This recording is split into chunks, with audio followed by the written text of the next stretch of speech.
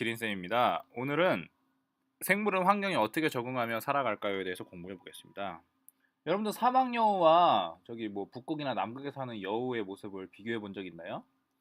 극지방에 사는 여우는 귀가 굉장히 작은데 사막에 사는 여우는 귀가 굉장히 넓어요. 같은 여우인데 이렇게 귀가 다른 이유는 뭔가 환경과 관련이 있겠죠? 오늘 이번 시간에 배우게 될 내용들이 바로 그겁니다. 오늘 공부해 볼 거는요. 첫 번째, 다양한 환경에 적응한 생물의 특징을 관찰하여 말할 수 있다입니다. 환경에 적응하며 살아가는 생물의 특징을 관찰해 보자고 했어요. 네, 이건 비둘기죠? 비둘기가 올빼미인데 올빼미는 눈이 굉장히 크고 비둘기는 뭐 올빼미에 비해서 상당히 눈이 작죠?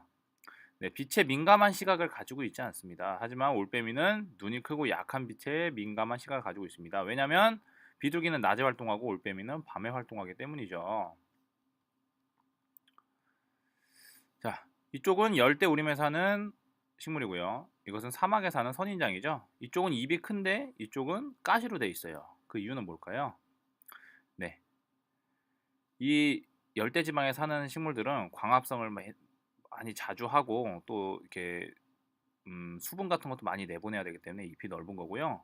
이 선인장 같은 경우에는 수분을 자기가 머금고 있어야 되거든요. 그렇기 때문에 잎을 가시화처럼 이렇게 바꾼 겁니다.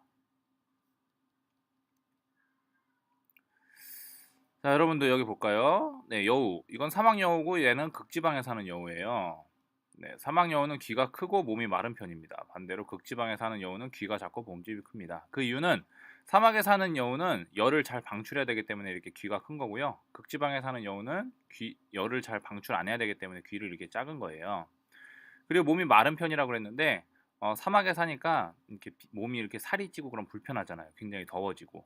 그렇기 때문에 몸이 마른 편이고 극지방에 사는 이제 여우는 추우니까 지방층이 두터워야 되잖아요. 그렇기 때문에 몸집이 큰 겁니다.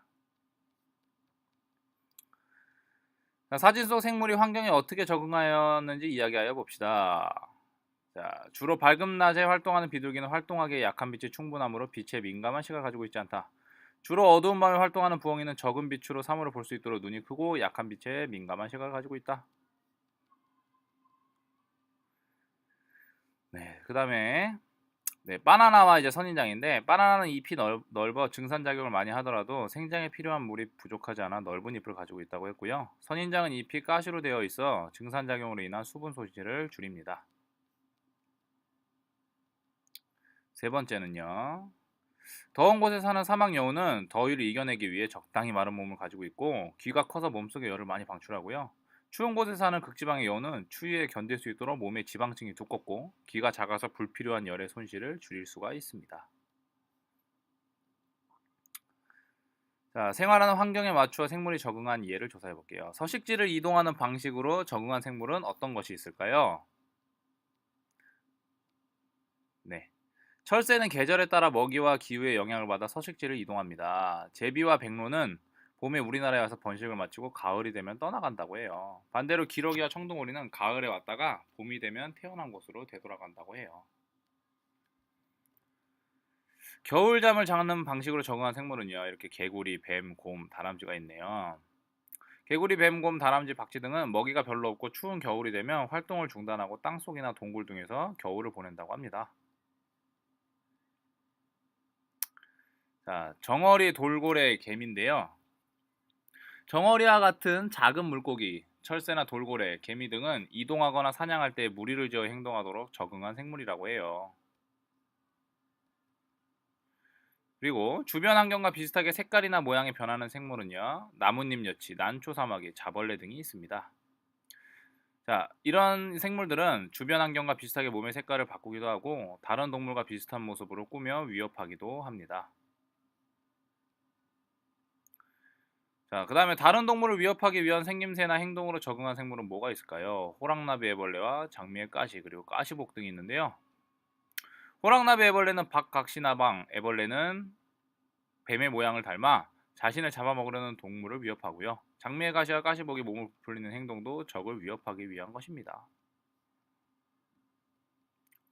생물의 생김새나 행동 방식이 환경에 적응한 예를 조사해 봅시다. 서식지 이동, 제비, 백로, 기러기, 청둥오리 등의 철새, 겨울잠, 개구리, 뱀, 곰, 줄다람쥐, 박쥐 등이 있고요.